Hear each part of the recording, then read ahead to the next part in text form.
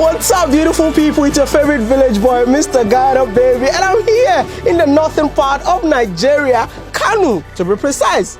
Have you ever been here? Are you scared just like me? Brother, forget that and take that trip today. I'm a living testimony. I was super scared of coming to this place. I just wanted to stay here for 2 days just because of what I've been hearing in the media. I decided to forget the media, come in here, and it's been a week and I'm still here because I'm living my best life. Be like Watermaya. Forget the media and take that trip today. That could be your best journey ever. But hey, you know why I'm here? I am here to inspire you.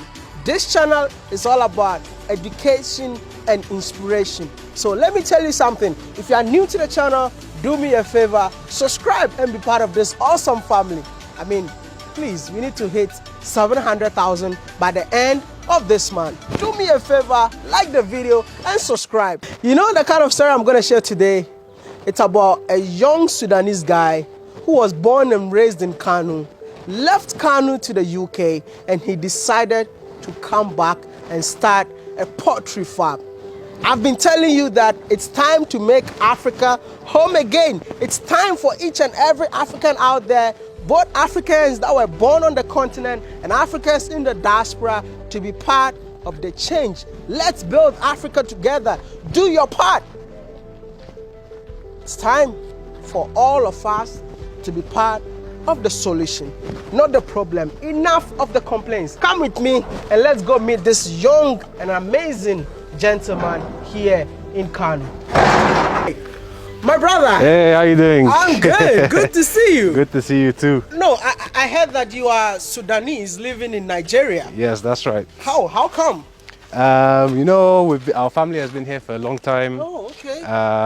It started from our great-grandfather. And then your great-grandfather moved in and here. then my great-grandfather moved here, and then my grandfather grew up here, and then my dad grew up here, and then it's our generation now. Wow, so you will also give birth to another... Yes, hopefully. It's going to be generation after generation.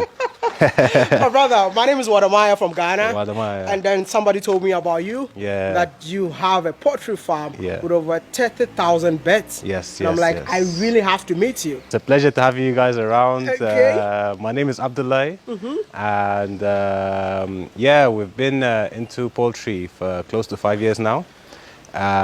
We've been dealing with layers specifically. We do egg production, and we also do point of lay production. I mean, you said 5 years. You started this 5 years. 5 years ago, where were you?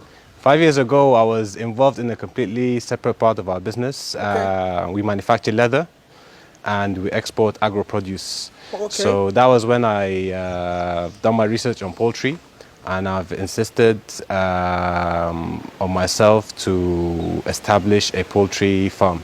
And thankfully, so far, we've grown year by year, and we feel blessed to be where we are at the moment. How many birds did you start with? I started with 1,000 birds. 1,000 birds? Enough, yeah. And now you have 30,000 birds. We have 30,000 layers, and we have point of lay quarterly. We produce about 25,000. So in a year, we're talking about between 75,000 to 100,000 point of lays. Some people watching us don't know what you're saying. Point of lay, what does that mean?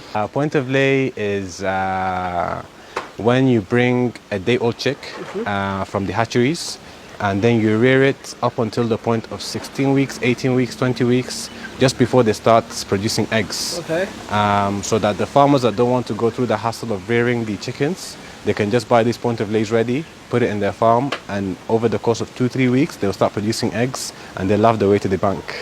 The person who introduced me to you told me that you were in the UK. Yes. You stayed in the UK? Yeah, I spent a few years in the UK. How long? About 5 years. I went for uni in the UK.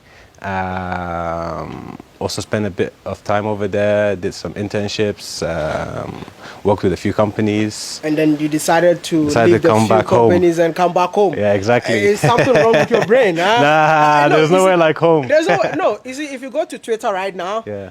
I know a few Nigerians that just traveled to Canada, and they're like, I'm out of Nigeria.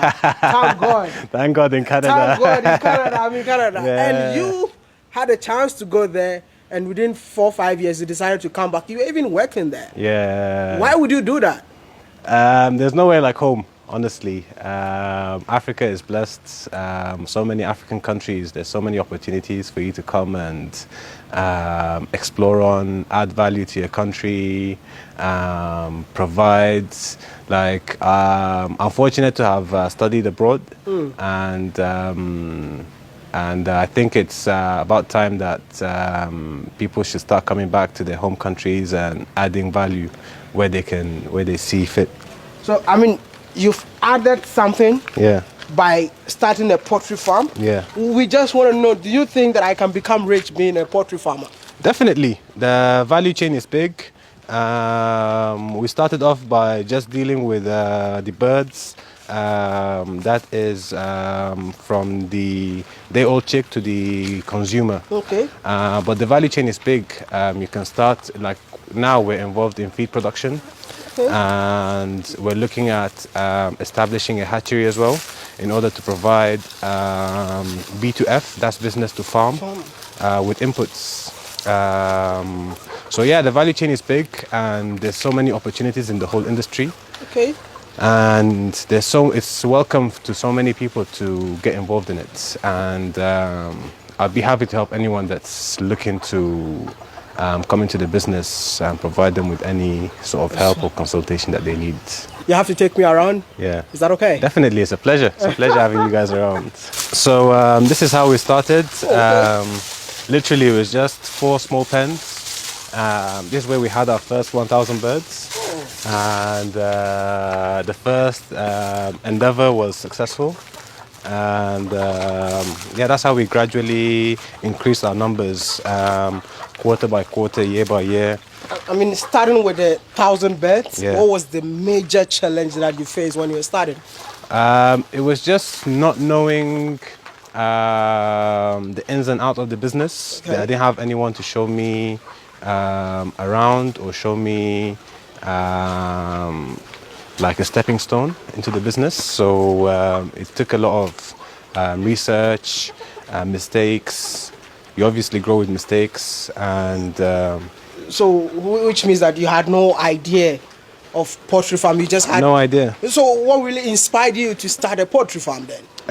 It was just reading about the business, Okay. reading about the numbers, knowing a lot of people have been successful in it before. Okay. And you know, anyone that can do something, you can do it as well. So there's nothing that's impossible, basically. Is it profitable? It's profitable, yes. It's profitable. That's how we've been able to increase our numbers. Over the past 5 years, growth has been organic. No extra capital injection. It was just what the farm has made in profit that we reinvested back into it. And are you planning to make it bigger? Yes, definitely. Definitely. We're looking at increasing our layer numbers from 30,000 to 60,000, and our point of lay production in a year from 75 to 100,000 to maybe 150. So the market is big, the demand is there, the supply is restrained. So we hope to fill in that gap by ensuring we can provide more supply into the market. And who are the consumers? We've had over 50 customers that bought our point of lay, including World Bank. They have this program called Appeals Project, in which they buy point of lay from big farms like ours, and then they supply smallholder farms from 100 to 1,000 birds. So over the past 3 years since we started our point of lay, we've never had any complaints. And we're just increasing our numbers. The extension that you're doing, yeah? Yeah. So I just want to ask you a simple question, yeah? How do you see yourself in the next 10 years? In the next 10 years, we hope to be in all of the value chain. Okay. We want to establish a hatchery. We want to produce broilers for table consumption. So not just being involved in the egg production and the layer business and the feed production. I'm so glad that you want to try the broilers, because if Yeah. you had broilers, I would have taken one home. Because I love chicken, Like, when I went to China, I was a classmate. Yeah. And the only phrase that I know is Zen Chikaza. So I'm so glad that you want to have broilers. Definitely. Next time when I come, I'm going to have one. Well. And how many people have you employed so far? We are employing throughout the business about 50 people.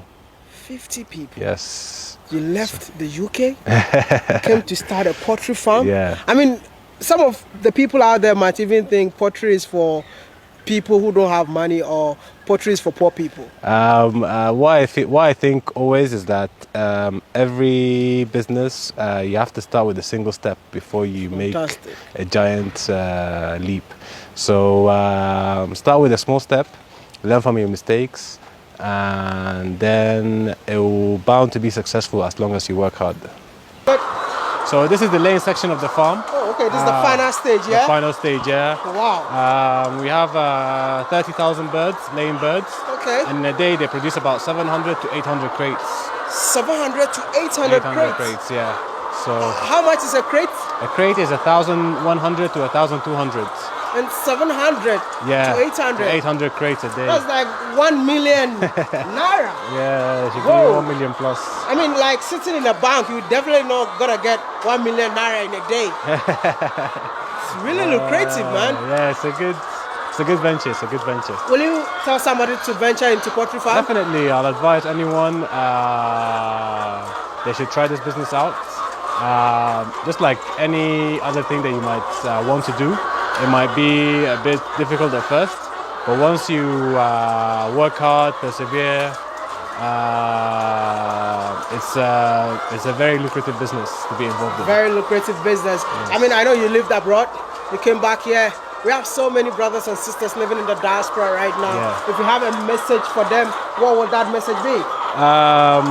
They should come back to Africa. So many opportunities. It might be difficult at first. You might hear bad things, but opportunities are here. You heard bad things about Africa when you're coming? I heard a lot of things, about Africa, but obviously having grown up here, I knew all of it was false. So I wasn't going to be scared into not coming. So this is my piece of advice to everyone that's not in Africa. Come back, things are not as bad as they might think it is. And if you had the chance to change something in Africa, what will it be? I'll say the ease of doing business. If more governments can make it easier for individuals and companies to do business, I think that would be a huge stepping stone into enabling a lot of people to venture into their own respective business. What you are saying, which means it's so difficult to do business in Africa. That's what you want to change, because you're a businessman. But rather, I want to say thank you so much for talking to me. Thank you very much. It's a pleasure. Pleasure having you around. Thank you. You're always welcome to join us here in but Nigeria. Please, I think I would need to get 1 crate of eggs before I leave in here. Definitely. Don't forget to like this video. I hope you enjoyed this amazing episode. Subscribe and be part of this YouTube channel. We need to reach 700,000. Be part of the 700,000 family. Aya Maya. Peace out.